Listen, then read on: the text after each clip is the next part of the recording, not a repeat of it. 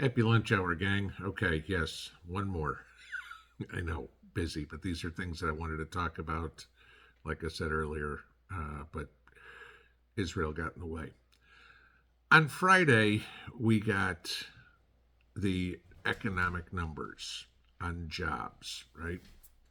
And Biden, of course, was out crowing about how great his economy is, and people just don't understand it, and the media is not reporting how good the economy is. Right? Y'all have heard this, okay? Y'all have also heard the story on how great the job market is, and the joke being, "Yeah, I know. I've got three of them." There's a lot of truth to that. Okay. On Friday, we got the jobs numbers that said there were 336,000 jobs gained in September. That's about as misleading as you could possibly get. Well, sure, the number's correct. It's not half the story. It's about 5% of the story. Okay. I'll give you the first figure on this. In September, 885,000 full time jobs were lost. 1.12 million part time jobs were added. Okay? So think about this. You've now lost your 40-hour a week job that comes with benefits, but you still got to feed the kids, pay the bills, so you take whatever's out there. So you go work as a cashier at the hardware store or as a waitress at Waffle House or whatever it would be. Okay. You got a job. You got two of them. Okay. To make less money than you made at your one full-time job because, oh, gee, the company that you worked for laid off a whole bunch of people. Now, let's go into a little bit more on this. Mind you, this was September. Okay. Where did the jobs come from?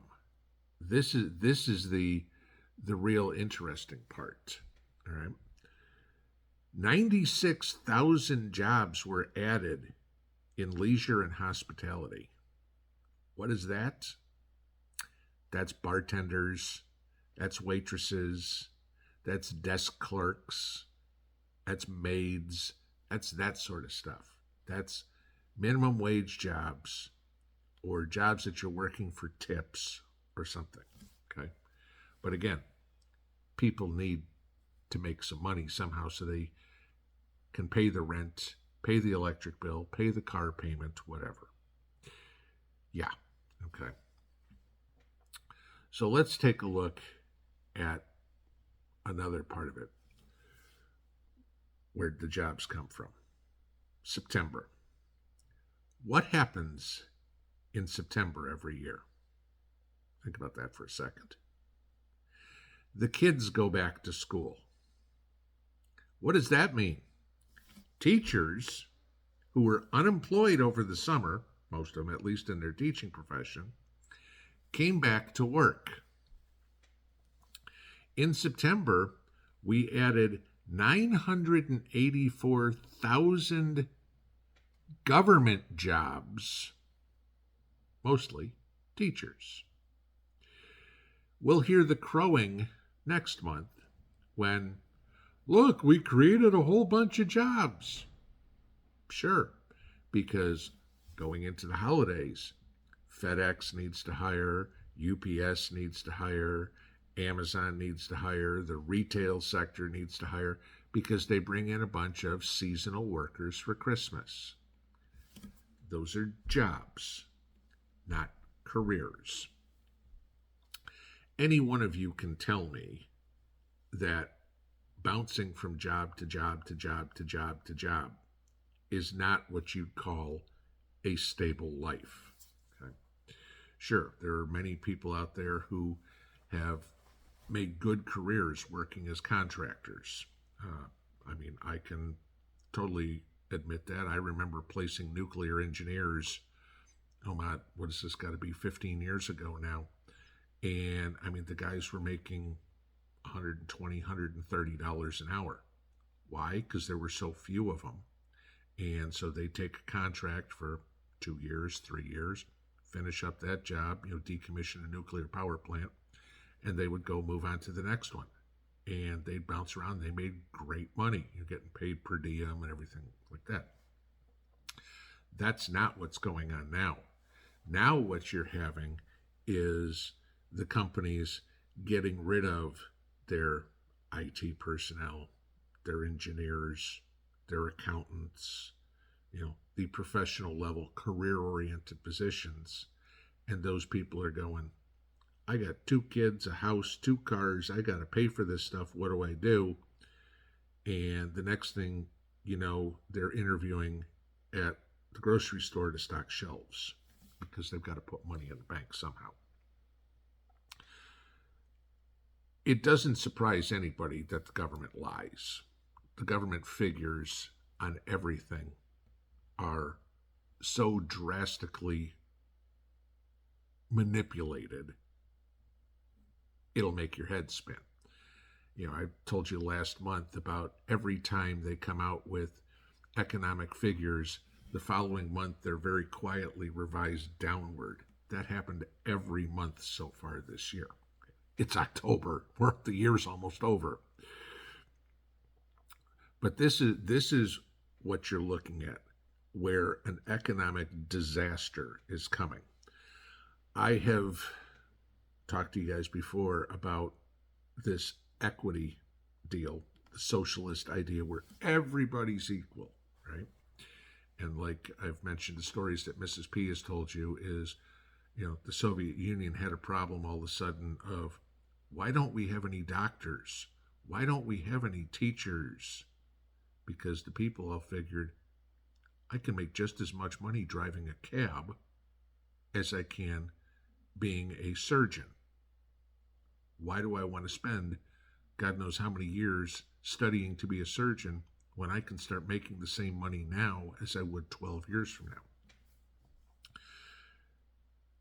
The biggest mistake the United States ever made, and this goes back 30 years now, was deciding we wanted to be a service economy, not a manufacturing economy. We don't make anything anymore. That got rid of a lot of good paying, stable, long-term jobs.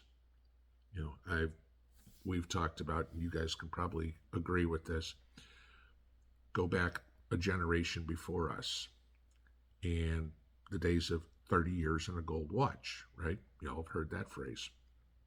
And it was the running joke. It's like, I've been here for 30 years and all I get when I retire is a gold watch. I want something better.